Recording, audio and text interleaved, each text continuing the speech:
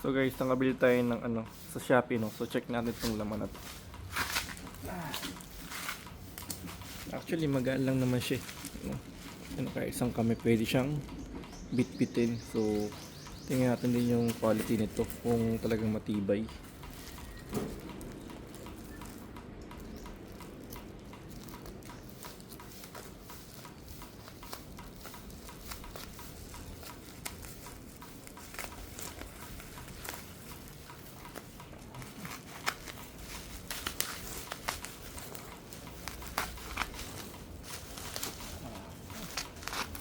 Dito na. Ito.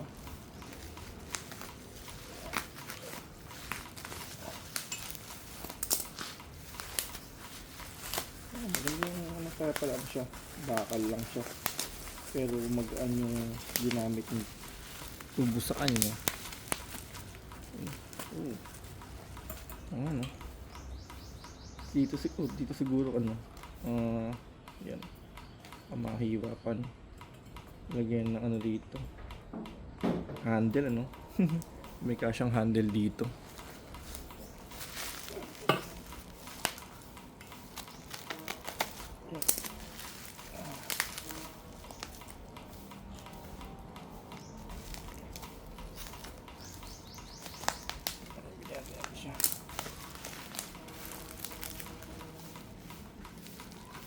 Tapos kitang-kita naman yung pagka-welding sa kanya, no. Mukhang okay naman siguro to. Kumpara sa disuksok or yung mga traditional na ano, ginagamitan lang ng parang stopper niya, no. Mga sa mga kahoy. So ito kung mo siya bakal siya metal. So this welding lang yan.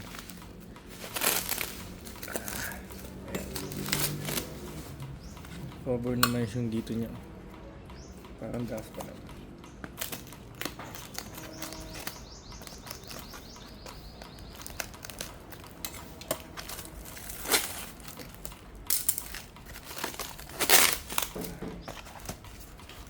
Ayan siya.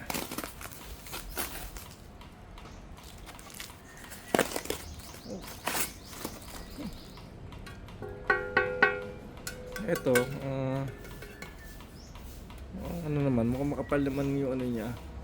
Kung makita nyo. And then, welding siya. So, hindi siya basta-basta maaalis, ano. Yun nga lang, sakto lang siguro yung kapal nito, guys. In a way na syempre kailangan talaga lupa lang to. Kung ayan mo sa mga matitigas to na ano, baka mabaluktot to. Sayang ano. To welding lang din siya halos. Ayun, so ito na yun.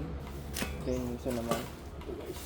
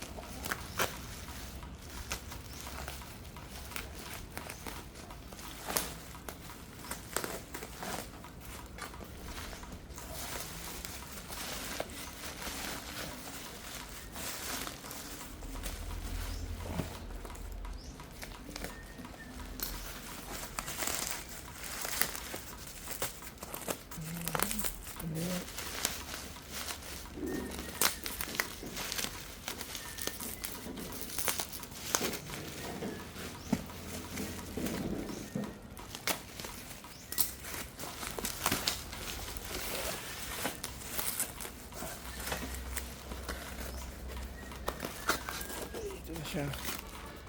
So, weird lang siya. Same nung ginamit na tubo sa kanya. Kaya medyo magaan talaga siya. So, ang kailangan lang matibay talaga dito yung mismo pinakapang ano natin. Ito. Mahaba siya. Isang halos dangkal ko siya. Tapos, welding niya. Yan. Yan ang pagkaka-welding sa kanya. Okay naman pagkaka-weld. Ito naman ito makapal to. Tapos yun nga, kung magaan yung pinakahan. Ito, ayun pala no. Ito Ito maganda ginawa dito sa handle niya, oh. Pinulog niya, no? Lagyan ng takip. Unlike sa isa natin, wala siyang takip. Pero ito, may takip siya dito. And then, yeah. Oh. Kahit isang kamay lang siya, guys. Magaan. Ayos. Ito lang kailangan. Ito, medyo makapal to kumpara sa isa na yun. Dito. Kapal niya.